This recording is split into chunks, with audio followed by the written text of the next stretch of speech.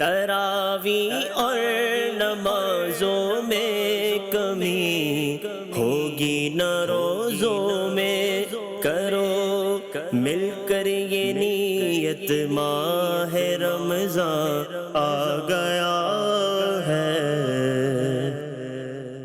الحمدللہ رب العالمین والصلاة والسلام علی سید المرسلین، اما بعد فاعوذ باللہ من الشیطان الرجیم، بسم اللہ الرحمن الرحیم، الصلاة والسلام علیک یا رسول اللہ وعلی آلک و اصحابک یا حبیب اللہ، الصلاة والسلام علیک یا نبی اللہ وعلی آلک و اصحابک یا نور اللہ۔ مدنی چینل کے ناظرین، پروگرام درس تراویح میں آپ کو خوش آمدید کہتے ہیں۔ آج رمضان المبارک کی 15ویں شب اور انشاءاللہ 15ویں پارے کا کچھ خلاصہ عرض کرنے کی سعی اور کوشش کی جائے گی۔ 15ویں پارے میں سورہ بنی اسرائیل ہے، جسے سورہ اسراء بھی کہا جاتا ہے، سورہ سبحان بھی جسے کہا گیا ہے۔ یہ وہ سورہ مبارکہ ہے کہ جس کے ابتداء میں ہی اللہ پاک نے اپنے پیارے نبی صلی اللہ علیہ وآلہ وسلم کا ذکر معراج، نبی کریم صلی اللہ علیہ وسلم کو جو خاص وہ معراج ہوئی، اللہ پاک نے اس کا بیان فرمایا ہے۔ اسی مناسبت سے اس کا نام سورہ اسراء بھی ہے اور اس کا نام سبحان بھی ہے، کیونکہ اس کا آغاز پارے کا ہی سبحان الذی اسریٰ، یعنی اس کلمے، اس لفظ کے ساتھ اس کا آغاز ہے، تو اسی نسبت سے اسے سورہ سبحان بھی کہا جاتا ہے۔ اس پارے میں بالخصوص اس سورہ مبارکہ کے اندر بہت سے ایسے مضامین کا بیان ہے کہ جن کے اجتماعی فائدے اور اسی طرح عام عوام کو انفرادی فائدے، کوئی ایسی برائیاں کہ جو اجتماعی طور پر رائج ہیں ان کی مذمت، اور کچھ برائیاں جو انفرادی طور پر کی جاتی ہیں ان کی مذمت اور اس کی ممانعت۔ اسی طرح اپنے اموال کو خرچ کرنے کے اعتبار سے نہ زیادہ حد سے بڑھنا اور نہ ایسی کنجوسی کرنا کہ خرچ کرنے کا نام ہی نہ لینا، ان دونوں چیزوں کا بھی بیان ہے۔ حضرت آدم علیہ السلام کو جو فرشتوں نے سجدہ کیا اور ابلیس نے انکار کیا اور وہ سجدہ نہ کیا، اس کے مردود ہونے پر اور فرشتوں کے سجدہ کرنے کا بھی بیان اسی میں موجود ہے۔ یہی وہ سورہ مبارکہ ہے کہ جس میں باقاعدہ اللہ پاک نے قرآن مجید کا وہ چیلنج بھی بیان فرمایا ہے کہ جن و انسان اگر ساری جمع ہو جائیں تو وہ اس کی مثل نہیں لا سکتے، اگرچہ ایک دوسرے کے وہ مددگار بھی بن جائیں تو اس کی مثل وہ کلام نہیں بنا سکتے۔ تو بہت سے مضامین اس میں موجود ہیں، اور اسی کے ساتھ ہی آگے سورۃ الکہف بھی ہے، انشاءاللہ کچھ باتیں وہاں سے بھی عرض کریں گے۔ پہلے سورہ بنی اسرائیل کے حوالے سے کچھ باتیں تفصیلاً عرض کرتا ہوں۔ اما عائشہ صدیقہ رضی اللہ تعالیٰ عنہ بیان کرتی ہیں کہ نبی کریم صلی اللہ علیہ وآلہ وسلم اس وقت تک سونے کے لیے بستر پر تشریف نہیں لے کر جاتے تھے جب تک سورہ بنی اسرائیل اور سورہ زمر کی تلاوت نہ فرما لیں۔ یعنی آپ صلی اللہ علیہ وآلہ وسلم نے ویسے تو کئی صورتیں ایسی ہیں کہ جن کو روز پڑھنے کی کچھ ترغیبات ارشاد فرمائی ہیں، جیسے سورہ ملک ہے، سورہ واقعہ ہے، اب لوگ ان کو پڑھتے بھی ہیں۔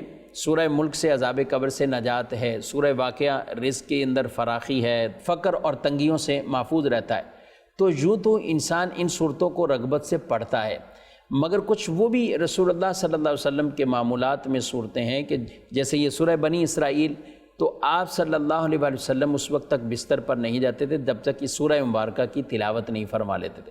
اب ذرا غور کیجئے ناظرین کرام، آدھے پارے سے کچھ زائد یہ سورہ مبارکہ ہے۔ اسی طرح آگے سورہ زمر جو روایت میں بیان ہوا، تو نبی کریم صلی اللہ علیہ وسلم کا یہ قرآن مجید کے ساتھ وہ شوق ذوق کہ آپ ہر رات، یہ صرف رمضان کی بات نہیں آ رہی، رمضان میں تو آپ صلی اللہ علیہ وسلم جبریل امین کے ساتھ دور فرمایا کرتے تھے اور قرآن سنتے بھی تھے، قرآن سناتے بھی تھے۔ حضرات صحابہ کرام علیہ مردوان، ان کے تو شب و روز ہی رمضان کے وہ قرآن پڑھنا اور قرآن کے ساتھ ہی تعلق۔ اسی طرح رسول اللہ صلی اللہ علیہ وسلم سے قرآن سمجھنا، آپ صلی اللہ علیہ وسلم انہیں قرآن سمجھاتے، ان کی تفہیم فرماتے، تو یعنی ان کے شب و روز گزرتے ہی ایسے تھے، یا تلاوت قرآن ہے یا علم قرآن ہے، فہم قرآن ہے۔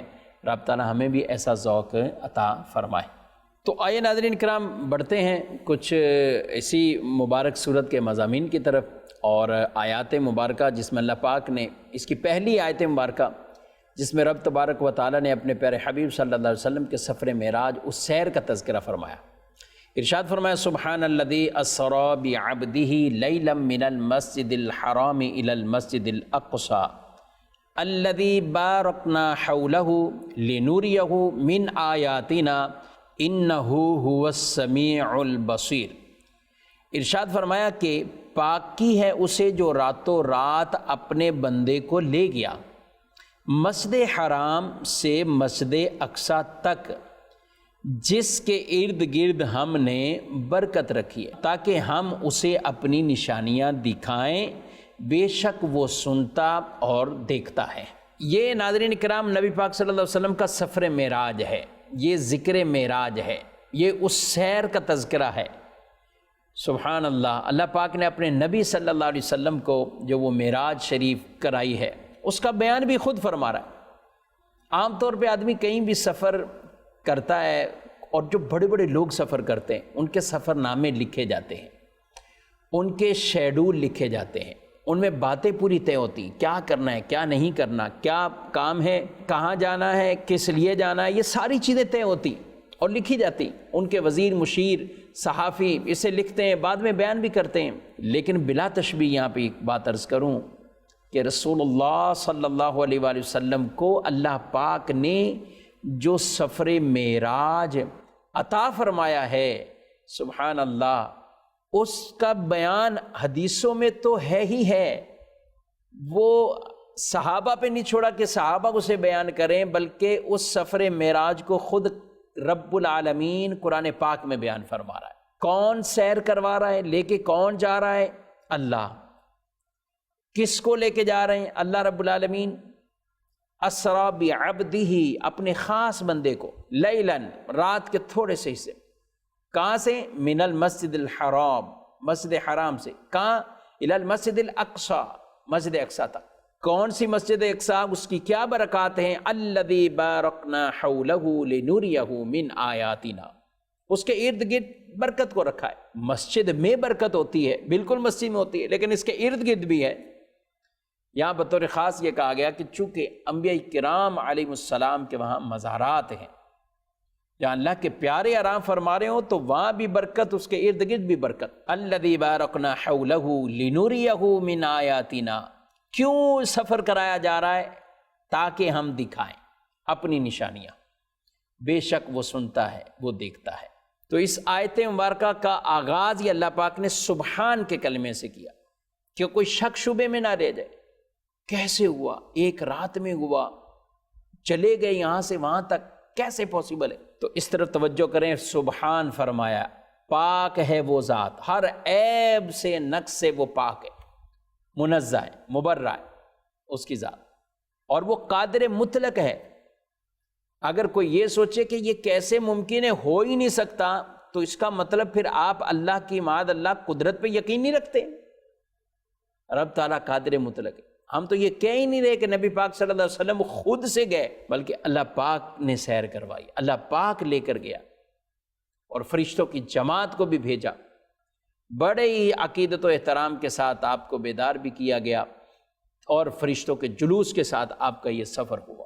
اس لیے ہمارے علماء نے لکھا کہ قرآن میں یہ بیان ہوا کہ مسجد حرام سے مسجد اقصی تک، تو یہ قطعی ہے، ایسا قطعی ہے کہ اس معراج کے حصے کا بھی اگر کوئی انکار کرتا ہے تو وہ دائرہ اسلام سے خارج ہے، کیونکہ یہ سب قرآن سے ثابت ہے۔ پھر اس کے بعد کے معاملات، مسجد اقصی، وہاں کی نماز، مسجد اقصی سے آسمانوں کی طرف ترقیاں فرمانا، ہر آسمان پر ایک نبی سے ملاقات ہو جانا، اور پھر آگے مزید ساتوں آسمان کراس ہو جانا، بیت المعمور ہے جو فرشتوں کا قبلہ ہے، اور پھر آپ کے معراج کی واپسی، معراج کے بعد کفار کا شور مچانا، آپ کو انہیں جواب دینا، یعنی ایسی یہ تمام تر چیزیں یہ ان روایات سے ثابت ہیں کہ جو روایات صحیح روایات ہیں، مشہور روایات ہیں، یعنی جن کی تعداد حد تواتر تک پہنچی ہوئی، وہ روایات ہیں۔ سبحان اللہ، یہ وہ روایات جن کی تعداد حد تواتر تک پہنچی، ان واقعات کا اور ان روایات کا اگر کوئی انکار کرتا ہے تو وہ شخص گمراہ ہے، وہ گمراہ ہے۔ پہلا جو آیت کوئی نہ مانے کہ مسجد حرام سے مسجد اقصی تک نہیں سفر ہوا تو وہ تو دائرہ اسلام سے خارج ہے کہ آیت کا انکار کر رہا ہے، اور دوسرا وہ احادیث کا انکار کرنے والا تو وہ گمراہ کہلاتا ہے۔ تو اس لیے اہل سنت الحمدللہ مذہب مہذب کہ جو انہی دلائل کی روشنی میں یہ عقیدہ ہمارے علماء نے لکھا اور بیان کیا کہ نبی پاک صلی اللہ تعالیٰ علیہ وآلہ وسلم نے جو اللہ نے آپ کو معراج کرائی ہے وہ سفر آپ نے کیا ہے، رات کے وقت کیا ہے، تھوڑے سے حصے میں کیا ہے، مسجد حرام سے مسجد اقصی تک آپ گئے ہیں، اور پھر اس سے آگے آسمانوں کی سیر، پھر آپ سدرۃ المنتہا، اور سدرۃ المنتہا پہ جبریل کا ٹھہرنا، نبی پاک صلی اللہ علیہ وسلم کا وہاں سے بھی آگے ترقیاں فرما جانا، اور مکان سے لا مکان تک پہنچنا، اور وہ خاص قرب تک پہنچنا کہ آج تک وہ قرب نہ کسی نبی کو حاصل ہوا، نہ کسی فرشتے کو حاصل ہوا، یہاں تک کہ آپ صلی اللہ علیہ وآلہ وسلم نے جاگتے ہوئے اپنی سر کی آنکھوں سے اللہ کا دیدار کیا ہے۔ تو یہ عقیدہ جو خلاصہ میں عقیدہ معراج کے طور پہ یاد رکھنا چاہیے، اور اس پر ہمارے علماء کی باقاعدہ کتابیں موجود ہیں اور بڑی دلائل کے ساتھ تفصیلاً اس پر گفتگو کی ہوئی ہے اور کلام فرمایا ہوا ہے، اور باقاعدہ ان چیزوں کو ثابت کیا ہے۔ بلکہ ہمارا تو عقیدہ یہ ہے کہ آپ صلی اللہ تعالیٰ علیہ وآلہ وسلم کو جسم اور روح، یعنی ایسا نہیں کہ یہ صرف روحانی تھی، یا ایسا نہیں کہ یہ صرف خواب میں معراج ہوئی، آپ صلی اللہ علیہ وسلم کو جو معراج ہوئی وہ جسمانی طور پر ہوئی تھی، یعنی جسم اور روح اس طور پر آپ کی یہ معراج شریف تھی، روحانی نہیں، جسمانی روحانی دونوں تھی۔ اگر یہ خواب کا مسئلہ ہوتا تو پھر تو کوئی کفار شور تھوڑی مچاتے۔ آپ کو بھی اگر آج کل کوئی خواب ایسا آئے کہ آپ فلاں ملک پہنچ گئے، فلاں جگہ چلے گئے، تو کوئی لڑنے شروع ہو جائے گا آپ سے کہ آپ نے ایسا خواب کیوں دیکھا، جبکہ کفار مکہ کا یہ شور مچانا اس بات پر دلیل ہے کہ آپ صلی اللہ علیہ وسلم نے خواب کے طور پر اسے بیان نہیں کیا بلکہ حقیقت کے طور پہ بیان کیا ہے۔ مزید آگے بڑھتے ہیں اور سورہ بنی اسرائیل کے کچھ اور مضامین پر گفتگو کرتے ہیں۔ اللہ پاک ارشاد فرماتا ہے وَيَدْعُ الْإِنسَانُ بِالشَّرِّ دُعَاءَهُ بِالْخَيْرِ وَكَانَ الْإِنسَانُ عَجُولًا، اور آدمی برائی کی دعا کرتا ہے جیسے بھلائی مانگتا ہے، اور آدمی بڑا جلد باز ہے۔ اس آیت مبارکہ میں یہ ارشاد فرمایا گیا ہے کہ جیسے اچھی اچھی دعائیں، بھلائی کی دعائیں انسان کو کرنی چاہیے، تو بعض جلد باز ایسے ہوتے ہیں کہ فوراً غصے میں آئے تو وہ اپنے بارے میں یا کسی کے بارے میں بد دعا کرنے شروع ہو جاتے ہیں، شر کی دعا کرنے لگ جاتے ہیں۔ گاڑی بند ہو تو گاڑی کے لیے بد دعائیں، گھر کے لیے بد دعائیں، بزنس کے لیے بد دعائیں، بچوں کے لیے بد دعائیں، اپنے آپ کے لیے بعض لوگ بد دعائیں کرنے لگ جاتے ہیں۔ یہ اچھا عمل نہیں ہے۔ دعا میں جلدی کریں لیکن اچھائی والی دعا، بد دعا میں نہیں، بد دعائیں نہیں کریں، نہ اپنے لیے کریں نہ کسی اور کے لیے کریں۔ اور بعض اوقات تو آدمی اپنے بچوں کے لیے ایسی بد دعائیں کر دیتا ہے۔ اگر سوچیے اگر ایسا ہی ہو گیا اس کے ساتھ، معاذ اللہ ٹانگیں ٹوٹ جانا، یہ ہو جانا، وہ ہو جانا، اگر یہ ہو گیا ایسا تو بتائیں سب سے زیادہ دکھ کس کو ہوگا؟ یہی گھر کے والوں کو ہوگا، والد کو ہوگا، والدہ کو ہوگا، بہن بھائیوں کو ہوگا۔ تو ہرگز اس طرح کی بد دعاؤں کا سلسلہ نہیں ہونا چاہیے۔ مزید آگے اسی پارے میں اللہ پاک نے والدین کے ساتھ حسن سلوک کرنے کے حوالے سے بھی ارشاد فرمایا ہے وَقَضَىٰ رَبُّكَ أَلَّا تَعْبُدُوا إِلَّا إِيَّاهُ وَبِالْوَالِدَيْنِ إِحْسَانًا، اور تمہارے رب نے حکم فرمایا ہے کہ اس کے سوا کسی کو نہ پوجو، یعنی کسی کی عبادت نہ کرو، اور ماں باپ کے ساتھ اچھا سلوک کرو۔ اما یبلغن عندک الکبر احدہما او کلاہما فلا تقل لہما اف ولا تنہرہما وقل لہما قولا کریما، اگر تیرے سامنے ان میں ایک یا دونوں بڑھاپے کو پہنچ جائیں تو ان سے ہوں اف یہ تک نہ کہنا، انہیں نہ جھڑکنا، اور ان سے تعظیم کی بات کہنا۔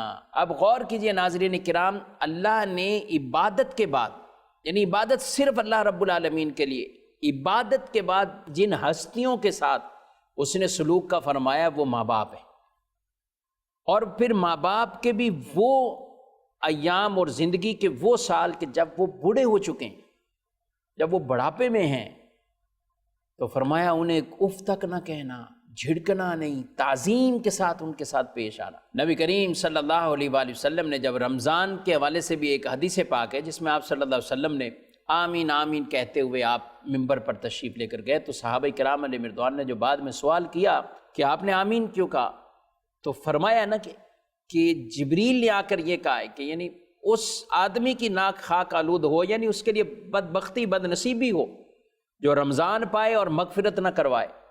تو حضور صلی اللہ علیہ وسلم نے آمین کہا اور کہا اس کے ساتھ بھی ایسا معاملہ ہو کہ جو ماں باپ کو پائے اور ان کی خدمت کر کے جنت حاصل نہ کر لے۔ آپ صلی اللہ علیہ وسلم نے آمین فرمایا۔ ماں باپ کی خدمت عبادت سمجھ کر کیجیے، بوجھ سمجھ کر ہر کسی نے، عبادت ہے کہ اللہ اور اس کے رسول کا حکم ہے، اس پہ میرے لیے اجر و ثواب ہے، اس خدمت پر میرے لیے اجر و ثواب ہے۔ سیدنا اویس کرنی رضی اللہ تعالیٰ عنہ، آج ان کا مقام ہم ذکر کرتے، ان کی باتیں ہم بیان کرتے، سنتے ہیں، تو یہ مقام کیسے ان کو حاصل ہوا؟ یہ ماں کی خدمت کی وجہ سے۔ نبی کریم صلی اللہ علیہ وسلم فرماتے ہیں میں جنت میں گیا تو میں نے قرآن پڑھنے کی تلاوت کی آواز سنی، میں نے پوچھا یہ کون ہے، کون پڑھ رہا ہے؟ تو فرشتوں نے کہا کہ یہ حارثہ بن نعمان ہے، یہ حارثہ بن نعمان ہے۔ تو آپ صلی اللہ علیہ وسلم نے فرمایا یہی حال احسان کا ہے، یہی حال احسان کا ہے۔ وہ اپنی ماں سے حسن سلوک کرتے تھے، تو اب کیا ہے، پڑھ فرش پر رہے ہیں بیٹھ کر اور آوازیں ان کی جنت میں جا رہی ہیں۔ اگلی آیت میں ارشاد فرمایا وَاخْفِضْ لَهُمَا جَنَاحَ الذُّلِّ مِنَ الرَّحْمَةِ، اور ان کے لیے عاجزی کا بازو بچھا نرم دلی سے، نرم دلی سے۔ وَقُلْ رَبِّ ارْحَمْهُمَا كَمَا رَبَّيَانِي صَغِيرًا، پھر یہ دعا مانگو، اے اللہ ان دونوں پر رحم فرما جیسا کہ ان دونوں نے مجھے بچپن میں چھوٹی عمر میں پالا ہے۔ یعنی گویا کہ ہم جتنا بھی کر لیں ان کے حق ادا نہیں کر سکتے، ہم اتنی خدمت کر ہی نہیں سکتے، ہم اتنی خدمت نہیں کر پائیں گے۔ تو فرمایا دعا تو مانگو، خدمت بھی اپنی جگہ کرو، جھڑکو بھی نہیں، اف بھی نہ کہو، بڑھاپے میں یہ زیادہ خیال کرو، اور پھر کہو اللہ کی بارگاہ میں وَقُلْ رَبِّ ارْحَمْهُمَا كَمَا رَبَّيَانِي صَغِيرًا، اے اللہ ان دونوں پر تو ہی رحم فرما، رحم فرما جیسے بچپن میں انہوں نے مجھے پالا ہے، یا اللہ اس کا بدلہ تو ہی انہیں عطا فرما۔ مزید کچھ اور آگے بڑھتے ہیں اور اسی سورہ مبارکہ بنی اسرائیل کی کچھ آیات مبارکہ پہ درس سنتے ہیں۔ میانہ روی اسلام کو بڑی پسند ہے، بڑی پسند ہے۔ عام لوگوں کے لیے بات ہو رہی کہ آدمی جب اللہ کی راہ میں خرچ کرے ایسا نہ دو کہ تم سارا دے دو اور پھر اپنے آپ کو ملامت کرو کہ یہ کیا ہو گیا، اور نہ ایسا کرو کہ بخیل بن کے بیٹھ جاؤ کہ 1 روپیہ دینے کا نام نہ لو۔ میانہ روی کے ساتھ چلے، میانہ روی کے ساتھ، یہ عام لوگوں کے لیے۔ ورنہ اللہ والے اور حضرات صحابہ کرام علیہ رضوان کے ایسے واقعات ہیں کہ جنہوں نے پھر پورا کا پورا بھی خرچ کیا لیکن اپنے آپ کو ملامت نہیں، اس پہ شکر ادا کیا کہ یہ میرے مال کا مقدر ہے، اللہ کی راہ میں یہ چلا گیا۔ تو اللہ پاک ارشاد فرماتا ہے وَلَا تَجْعَلْ يَدَكَ مَغْلُولَةً إِلَىٰ عُنُقِكَ، اور اپنا ہاتھ اپنی گردن سے باندھا نہ رکھ۔ یعنی ایسا نہیں کہ بندہ ہاتھ ہی اپنی گردن سے باندھ لے، مطلب یہ کہ کچھ نکال کے دے ہی نہیں رہا۔ وَلَا تَبْسُطْهَا كُلَّ الْبَسْطِ فَتَقْعُدَ مَلُومًا مَحْسُورًا، اور نہ پورا کھول دے کہ تو پھر بیٹھا رہے ملامت کیا ہوا، تھکا ہوا، اپنے آپ کو افسردہ کر کے ملامت کہ یہ کیا کر دیا، یہ کیا کر دیا، یعنی دے بھی دیا اور اب افسوس بھی کر رہا ہے۔ یہ نہیں ناظرین اکرام، جب دیا ہے اللہ کی راہ میں تو اللہ کی خوشنودی اور رضا کے لیے دیا ہے، بس اللہ کی رضا تو وہ انشاءاللہ نصیب ہوگی، ثواب ہے وہ نصیب ہوگا اور ملے گا۔ لیکن جب ہمارے دل میں تنگی یہ داخل ہو جائے تو یہ عوارض ایسے ہوتے ہیں، یہ کچھ چیزیں ایسی ہوتی ہیں کہ جن کی وجہ سے دیا ہوا صدقہ اس کے ثواب ہی ختم ہو جائے۔ ریاکاری، نمود و نمائش، اسی طرح تنگ دلی سے دینا یا دے کر پچھتاتے رہنا، یہ عمل ٹھیک نہیں ہے۔ دیا ہے تو اب اس پر اپنے آپ کو راضی اور خوش دلی کے ساتھ اللہ کی راہ میں دینا چاہیے۔ اس لیے قربانی کے لیے بھی فرمایا جانور اچھے سے اچھے بھی لو، خوش دلی سے قربانی کرو، کہ جانوروں کے خون زمین پر تو بعد میں گرتے ہیں، اللہ کی بارگاہ میں مقام قبولیت میں پہنچ جاتے ہیں۔ مزید کچھ اور ناظرین کرام آگے بڑھتے ہیں۔ اسی پارے میں چونکہ ایک بڑی مشہور معروف سورت سورہ کہف ہے۔ سورہ کہف مکہ مکرمہ میں نازل ہوئی۔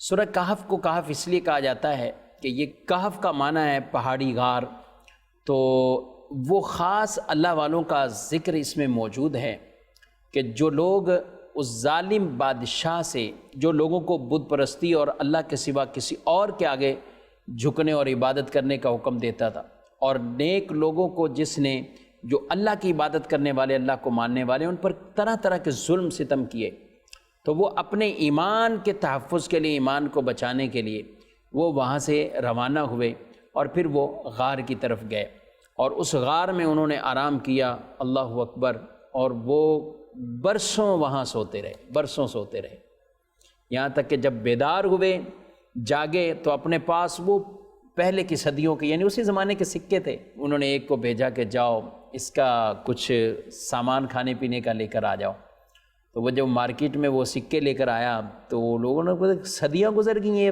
تو بادشاہ بھی دنیا سے گیا، اور یہ کرنسی اور یہ وہ تو یہ بہت پہلے کی، تو کہاں سے آئے؟ تو یوں اس وقت جو بادشاہ تھا اور لوگ تھے وہ نیک لوگ تھے، تو وہ اس تلاش میں نکلے۔ بہرحال پھر یہ وہاں پر جب لوگ آئے، وہ بادشاہ بھی آیا اور ان سے ملاقات بھی ہوئی، اور یہ اتنے طویل عرصے تک یہ سوتے رہے۔ سبحان اللہ، یہ اللہ کی قدرتیں ہیں، اللہ کی قدرتیں، شانیں۔ پھر بہرحال اس کے بعد یہ ہستیاں انہوں نے وصال فرمایا، اور یہ پورا ایک واقعہ موجود ہے۔ اللہ اپنے پیاروں سے کتنی محبت فرماتا ہے کہ جس غار میں انہوں نے ٹھکانہ بنایا تھا اس کے نام کی مناسبت سے ہی یہ سورہ کہف ماشاءاللہ، اور پھر اس کی تعداد بھی بیان فرمایا، تو ان کے ساتھ وہ جو اصحاب کہف کا کتا تھا وہ بھی ان کے ساتھ ہوا، قرآن نے اسے بھی بیان فرمایا، اگر وہ 4 ہیں تو 5واں یہ، اگر یہ 5 ہے تو 6واں وہ، مطلب یوں کر کے اس کا بھی تذکرہ کیا، اور اس کے بارے میں بھی کہا وَكَلْبُهُمْ بَاسِطٌ ذِرَاعِهِ بِالْوَسِيطِ، اور ان کا کتا اپنی کلائیاں بچھا کر ان کے سامنے بیٹھا ہوا ہے۔ سبحان اللہ۔ ناظرین اکرام، یہ سورت بڑی مبارک سورت ہے، اور بطور خاص اگر اس کو پڑھنے کا معمول بنایا جائے، جمعۃ المبارک کو اس کو پڑھنے کا معمول بنایا جائے تو یہ فضیلتیں بھی حاصل ہوں گی۔ نبی کریم صلی اللہ علیہ وآلہ وسلم نے فرمایا جو شخص جمعہ کے دن سورہ کہف کی تلاوت کرے گا، آئندہ جمعے تک اس کے لیے خاص نور کی روشنی رہے گی، خاص نور کی روشنی رہے گی۔ اور ایک روایت میں فرمایا جس شخص نے سورۃ الکہف کو پڑھا وہ اس کے لیے اس مقام سے لے کر مکے تک نور ہو جائے گی، اور جس نے سورۃ الکہف کی آخری 10 آیتیں پڑھیں اس شخص کو خروج دجال سے ضرر نہیں ہوگا، نقصان نہیں ہوگا، اس کے ایمان کی گویا کہ حفاظت ہو جائے گی، ایمان کا تحفظ ہے اس میں، آخری 10 آیتیں۔ سبحان اللہ۔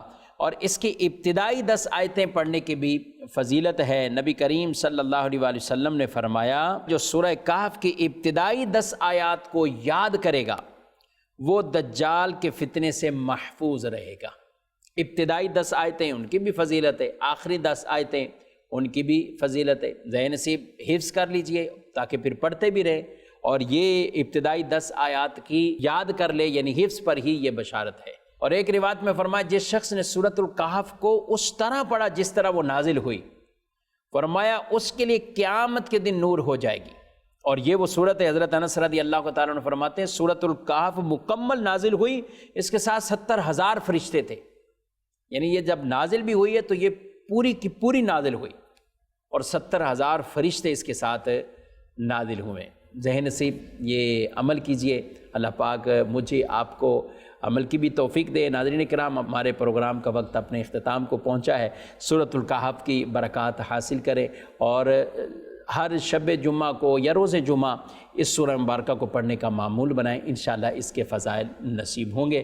اللہ پاک نور قرآن سے ہمارے سینوں کو روشن فرمائے، منور فرمائے، آمین بجاہ النبی الامین صلی اللہ علیہ وسلم۔